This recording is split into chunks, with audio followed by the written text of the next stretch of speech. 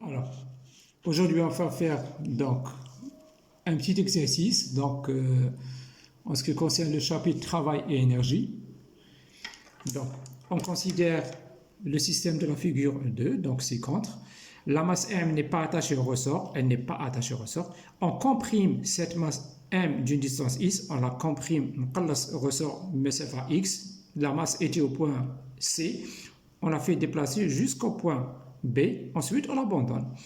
Voilà, horizontalement contre le ressort qui a une constante de raideur K et l'extrémité A qui est fixée. Puis on la lâche à partir du point B, sans vitesse initiale. Donc la masse au début elle était au point C, on la comprime, on comprime le ressort jusqu'au point B, ensuite on l'abandonne sans vitesse initiale. Alors, poussée par le ressort, cette masse glisse le long du plan horizontal. Elle va glisser le long du plan horizontal. Arrivé au point C, le ressort atteint sa longueur au repos, sa longueur initiale. Donc, lorsque la masse arrive au point C, le ressort reprend sa longueur initiale. Ensuite, après le point C, il n'y aura plus, si vous voulez, d'effet du ressort. Il n'y aura plus, si vous voulez, de force de rappel. Donc, la masse M continue son mouvement toute seule. Après le point C, elle continue le mouvement. On considère que le long du trajet BC, il n'y a pas de frottement. Et que le long du trajet CD, le coefficient de frottement dynamique est mudé. Donc, على طول مسحت على D, عندنا احتكاك وعطاونا مudé. D est le point où la masse M s'arrête. La masse s'arrête au point D. La première question, en utilisant le théorème de l'énergie mécanique, باستعمال الطاقة ميكانيكية, trouvez l'expression puis la valeur numérique du module de la vitesse de la masse au point C. قالوا لنا باستعمال l'énergie mécanique, trouvez la vitesse au point C. Donc je répète, on comprime le ressort d'une distance X et on l'abandonne. On utilise la masse M. Elle revient directement. À quoi est égale la vitesse lorsqu'elle passe par le point C? شحال السرعة تاعها كي تجوز على النقطة C. Alors, voilà. Donc, je fais mon petit dessin. Attendez, je vais ranger. Voilà.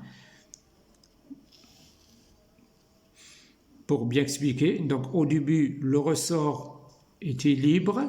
Il était comme ça. Voilà.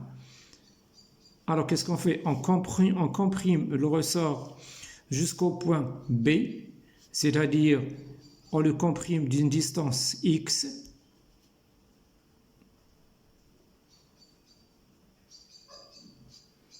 Voilà.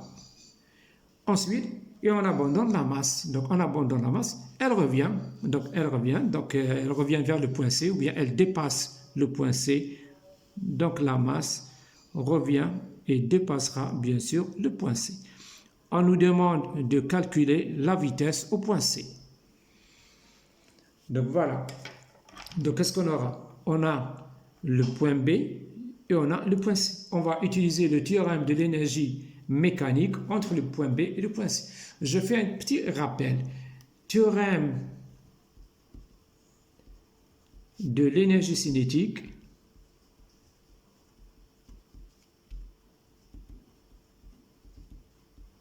Qu'est-ce qu'il dit ce théorème-là?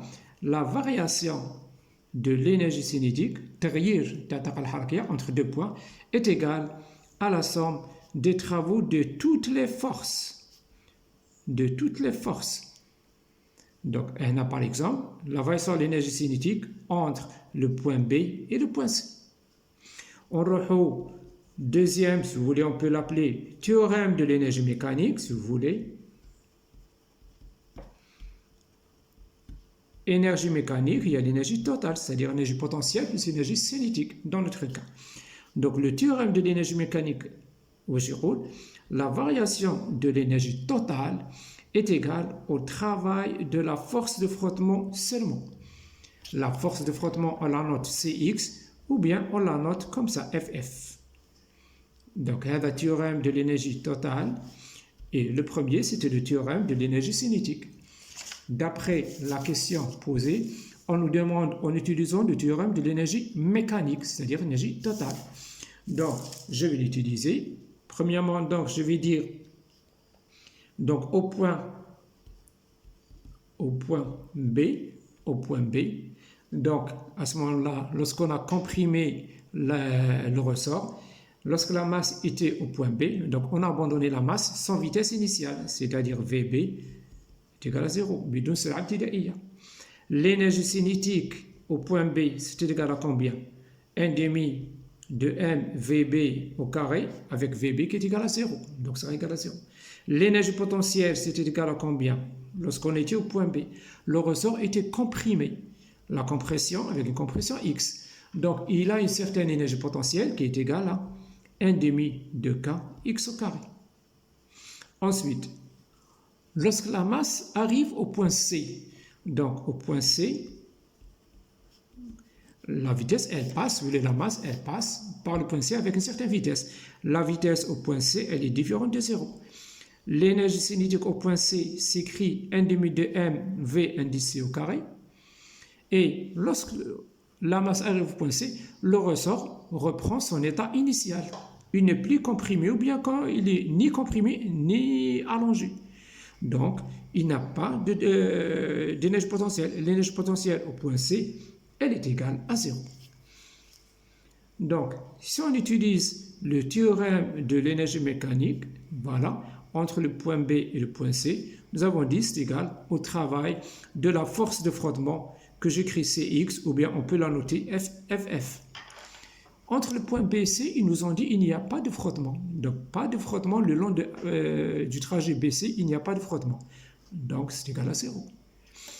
Ici, donc on aura la variation de l'énergie totale. C'est l'énergie totale finale moins l'énergie totale initiale est égale à 0. Je peux écrire que l'énergie totale ou bien mécanique au point C est égale à l'énergie mécanique au point B. L'énergie mécanique, c'est quoi? Ce n'est autre que la somme de l'énergie cinétique plus l'énergie potentielle. Donc, on aura l'énergie cinétique au point C plus l'énergie potentielle au point C est égale à l'énergie cinétique au point B plus l'énergie potentielle au point B. Et vous n'avez qu'à remplacer. Voilà les données. Énergie cinétique au point C, 1 demi de m v indice au carré. Énergie potentielle au point C, 0. Énergie potentielle au point B, c'est 1 demi de m vb au carré, mais nous avons dit vb est égal à 0. Donc, elle est 0. L'énergie potentielle au point B, c'est 1 demi de kx au carré. Voilà. On nous demande de déterminer la vitesse. Donc, je simplifie par 2, 1 demi. Ce qui nous reste m, v indice au carré. Donc, on aura v au carré qui sera égal à k x au carré sur m.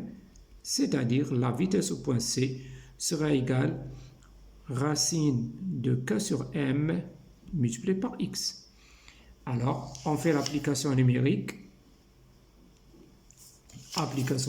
Donc, on a k est égal à combien?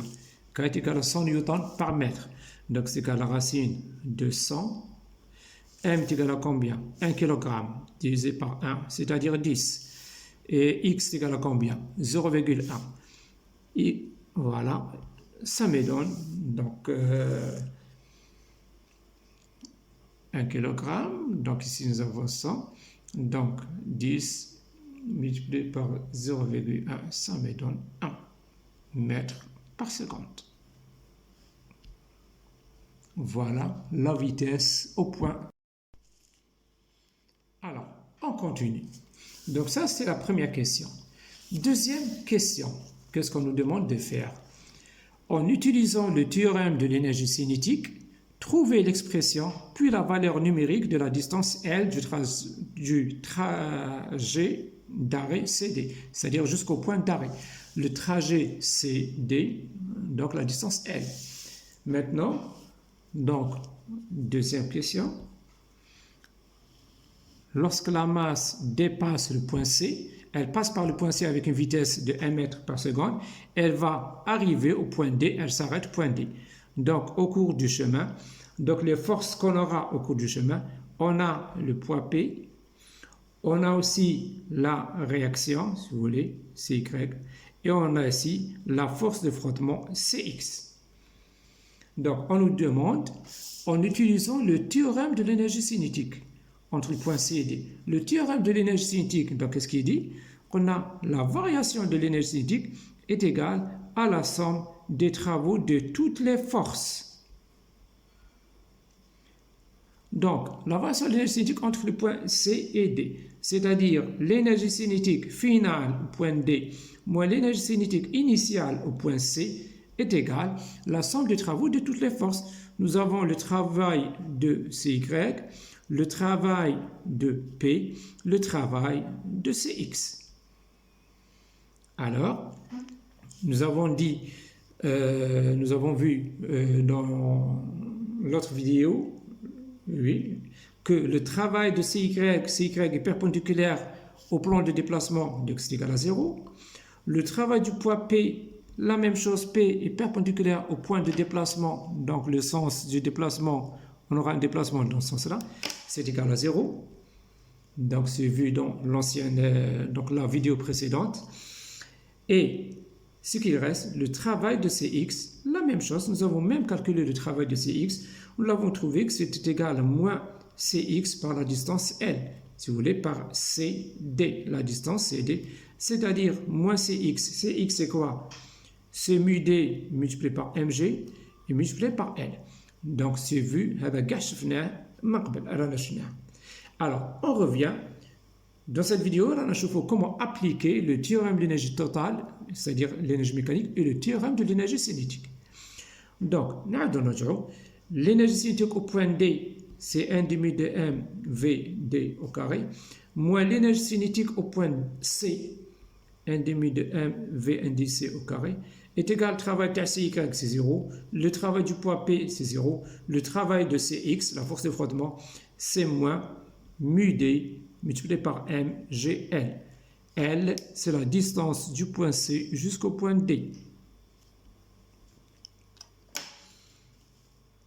Alors, la vitesse, on nous dit que la masse s'arrête au point D, c'est-à-dire la vitesse au point D est égale à 0. Donc, qu'est-ce qu'on aura? On simplifie ici la masse par la masse. Donc, on cherche L. Donc, on aura L qui sera égal à V indice C au carré divisé par 2 mu D et G. Bien sûr, le signe moins mal le signe moins, ça s'en va. Donc, voilà. En faisant l'application numérique, donc d'après les données qu'on a, vous allez trouver égal 20 cm, c'est-à-dire 0,2 mètres. Voilà, je vous remercie. Si vous avez des questions à poser, vous pouvez me contacter toujours dans mon Face physique, c'est-à-dire phys ST. Je vous remercie.